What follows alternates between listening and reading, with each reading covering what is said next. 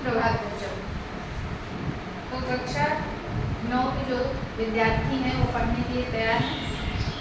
आज हम आपकी क्षितिज की जो पुस्तिका है उसका गद्य कहेंगे। गद्य मतलब जो कहानी होता है ना, कहानी। तो गद्य खंड में पहला ही पाठ आपका है दो बैलों की कथा। आप लोगों ने बचपन में भी इसकी छोटी मोटी स्टोरी पढ़ी होगी कि कई कई स्कूलों में किताबों में दिया जाता है। एक्चुअली हर जगह पे कहीं कहीं इसका छोटा भी दिया रहता है, लेकिन जैसे जैसे आप बड़ी क्लास में आए हो इसका एक्सप्लेन वाला रूप है, ठीक है।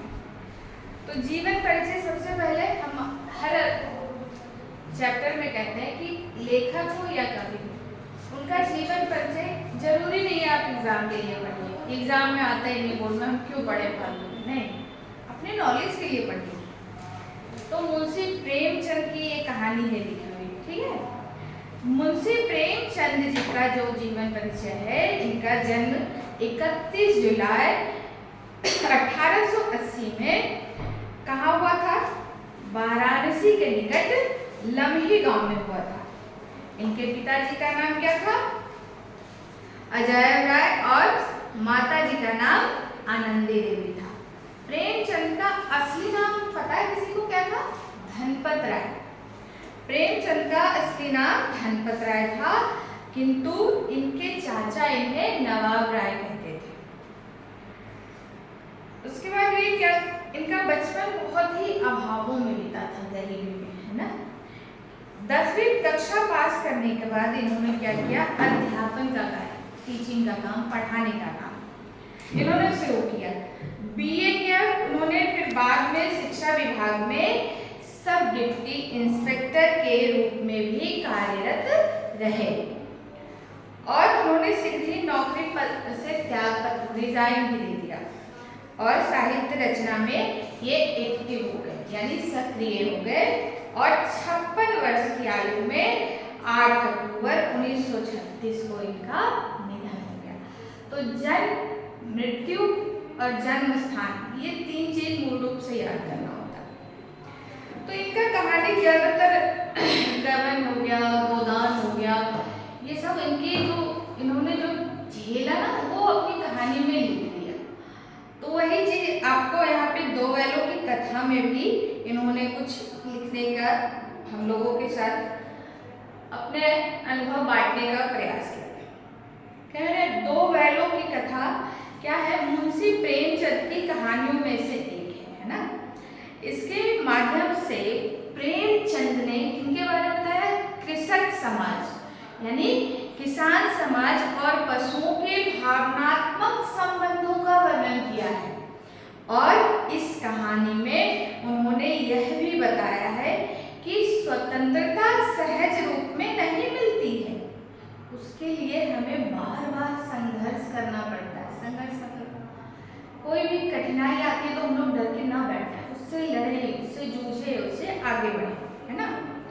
इस प्रकार परोक्ष रूप से यानी प्रत्यक्ष रूप से यह कहानी हमें क्या करती है? आंदोलन की भावना से जोड़ रही है। और प्रेमचंद जी की यह कहानी पंचतंत्र, पंचतंत्र बचपन में आप लोगों ने पढ़ी होगी, पंचतंत्र नहीं पढ़े, कॉमिक्स पंचतंत्र एक जमाना था जब लोग पढ़ते थे बच्चे। और हितोपदेश, यानी हितोपदेश दूसरों के हित के लिए दिया गया उपदेश जिसमें होती थी, ये सब कथा परंपरा के उपयोग और विकास में सहायक बनी है। तो पहले क्या है, पैरा में यहाँ पे जानवरों में गधा सबसे ज्यादा बुद्धिहीन समझा जाता है। जब हम किसी आदमी को परले दर्जे का बेवकूफ कहना चाहते हैं तो उसे गधा कहते हैं। पहले दर्जे का बेवकूफ है, गधा हो गया, समझ में नहीं आता क्या? इस तरह वही पहले दर्जे का। तो यह उसके सीधेपन, उसकी निरापद सहिष्णुता उसे यह पदवी देती है। हर बच्चा एक जैसा नहीं होता है। अब आप ही लोग कक्षा में एक ज्यादा स्मार्ट होगा, एक मिडिल में होगा, एक कुछ ज्यादा ही सीधा साधा होगा, जो हर किसी की बात सुन लेता होगा, सह लेता होगा। लेकिन इसका मतलब ये नहीं कि वो गधा है, लेकिन उसको गधा लोग कहते हैं। तो यही पदवी दी, उसका निश्चय नहीं किया जा सकता। गाय सींग मारती है, ब्याही हुई गाय तो अनायास ही सिंगनी का रूप धारण कर लेती है। कुत्ता भी में बहुत गरीब जानवर है, लेकिन कभी कभी उसे भी क्रोध आ जाता है, किंतु गधे को कभी क्रोध करते सुना या देखा है क्या कि गधा ने गुस्सा में भागो नहीं तो गधा मार देगा, ऐसा नहीं है ना।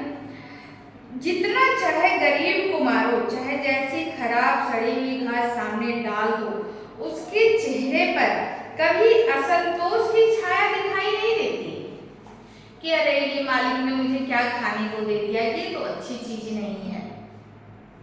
वो जो मिलता है उसे खुश होकर ही ग्रहण कर लेता है। उसके चेहरे पर क्या है, एक अस्थाई विषाद रूपी से छाया रहता है, मतलब हमेशा ऐसे ही रहता है। विषाद मतलब शोक दुख है ना, उसके चेहरे पे ही रहता है। दुख सुख हानि किसी भी दशा में उसे बदलते नहीं देखा, हर दशा में वो खुश रहता है, जैसे भी है वैसा ही रहता है। तो कहते हैं कि आदमी उसे बेवकूफ कहता है। सद्गुणों का इतना अनादर कभी नहीं देखा। ये व्यंग कर रहे हैं लेखक कि एक सीधा साधा आदमी, इतना गुण है उसके अंदर, इतनी सहन शक्ति है, लेकिन इतना लोग उसको गधा गधा बेवकूफ बेवकूफ मूर्ख मूर्ख कहते हैं कि इतना सद्गुणों का अनादर हमने कभी नहीं देखा। ये लेखक है। कदाचित सीधापन संसार के लिए उपयुक्त नहीं है। इस संसार में जीने के लिए आप ही लोग जाओगे तो इतना भी सीधा होना, कहते हैं ना कि सही चीज नहीं है। लोग आपको ठग लेंगे, कोई आपको बेवकूफ बना देगा, कोई कहेगा नहीं अरे ये तो है, चलो आज इसको ठगते हैं। तो इतना भी सीधा आज के संसार में जीने का नहीं है। देखिए ना, भारतवासियों के अफ्रीका में क्या